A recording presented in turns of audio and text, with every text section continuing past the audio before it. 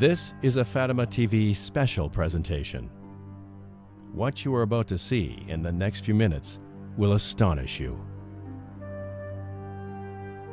The words spoken in this presentation come from a man who was in a position of great responsibility in the Archdiocese of Rome. This is a message of concern and obedience, something Father Gabriele Amorth is very familiar with as a priest who started as an apprentice exorcist in 1986 and went on to become world famous, performing thousands of exorcisms. Listen carefully to the words of Father Amorth, who speaks of a miracle, one that is unique in history. The apparitions of Our Lady of Fatima are absolutely unique in the history of the Church. They certainly have exceptional religious value because saving souls and bringing them back to God is Our Lady's main concern. But the apparitions also have a big impact and influence over the course of mankind's history. It is true that God is the one who guides history, but God created man and made him free. Therefore, man is able to influence and change his own history.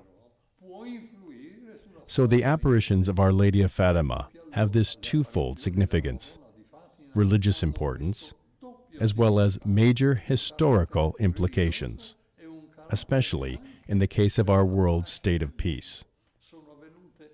The apparitions took place in 1917, almost at the end of World War I.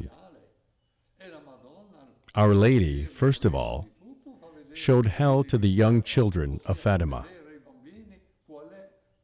Hell, which might be the end of our life. It's either heaven, purgatory, or hell. Nothing else. So we must focus continuously on our final goal. We must focus on God. Otherwise, we won't even be able to understand our own life on earth and its meaning. Also, Our Lady talks to us. She talked to us not to announce new wars, but in order to avoid them. If we'll listen to her words, pray the Rosary, practice the devotion to the first 5 Saturdays, and to her Immaculate Heart, then there will not be another war. Otherwise, if they will not hear her words, under the pontificate of Pius XI, a new and much worse war would begin. Our Lady has requested the consecration of Russia. We don't have time now to analyze this subject, but I do hold it very dear. Sister Lucy always said that Our Lady requested the consecration of Russia, and only the consecration of Russia. She also asked the consecration of the world to another great and young Portuguese saint, Alexandrina Maria da Costa. But these two things are very different and are very separate. Now, Our Lady requested a consecration of Russia in a solemn and public ceremony to be performed by the Pope together with all of the bishops of the world.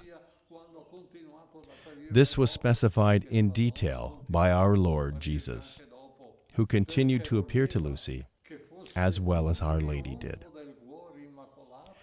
He wanted this consecration to be recognized as the triumph of the Immaculate Heart of Mary, so that she would be honored together with his Sacred Heart. These are the words of our Lord, but the time has passed and the consecration not done, and our Lord is deeply offended.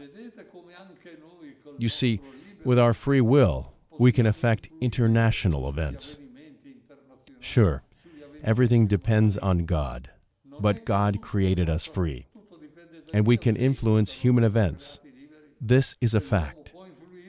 Take, for instance, what happened to the King of France, who did not comply to the order he received from heaven. and he ended up with his head cut off.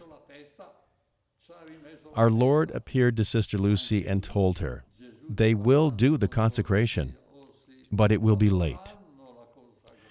I feel shivers running down my spine when I remember those words, "It will be late," because it's our fault if World War II happened in the first place.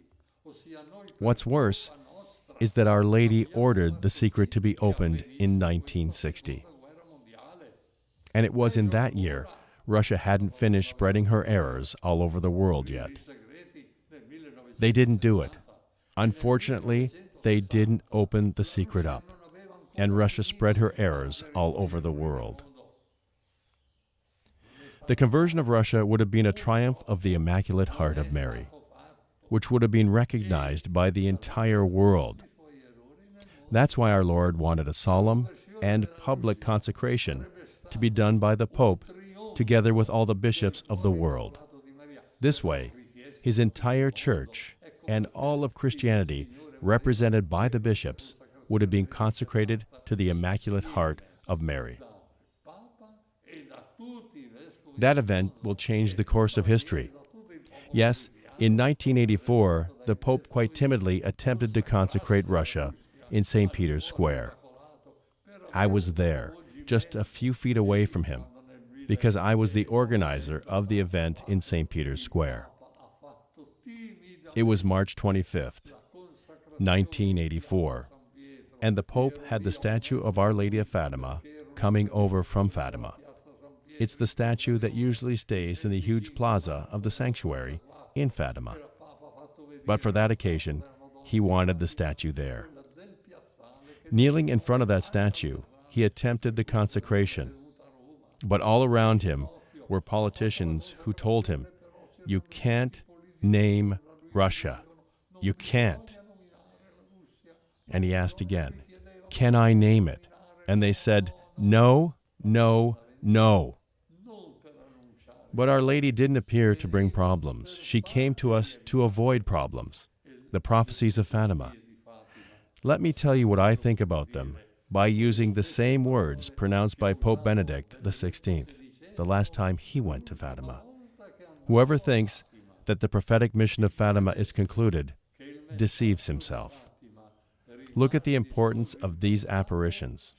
Look at the damage and collapse we've experienced in the Church, both in its faith and morals. I would like to quote Pope Paul VI in this regard. It was thought that after the Second Vatican Council, we would have a renaissance of the Church. But instead, it was a disaster. Within the Church, the smoke of Satan had entered in the Vatican. They believed in a renaissance of the Church, but it was a disaster. Among the clergy, among the liturgy, and among the faithful as well, who have lost their faith and have abandoned their religion by the millions. This has been followed by a secular thinking and culture which Our Lady wanted to fight by using our Lord's words and faith. Rationalism, Age of Enlightenment, atheistic communism. They are trying to build a society without God. For them, science and reason justify everything, and we no longer need God. See the results. The family is attacked by divorce. When Jesus said, "What God has united, let not a man separate." And what about abortion? With millions of unborn babies killed every year, when our Lord said, "Do not kill," in his fifth commandment. Look at the disaster we are facing today. So the apparitions of Fatima continue, but their end is glorious. And in the end, Russia will be converted. My Immaculate Heart will triumph. It has not triumphed yet. It will, though. And the world, it will receive a period of peace. So here is the great ending of the apparitions of Fatima. Before this finale, it is probable that mankind will suffer some kind of chastisement by God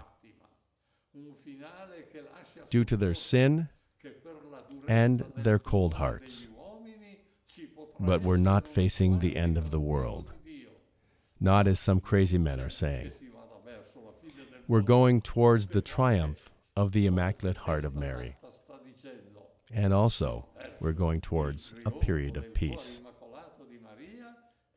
Because we will have peace only if we'll have faith in God and to make sure that we obey His words as He's requested. Thank you.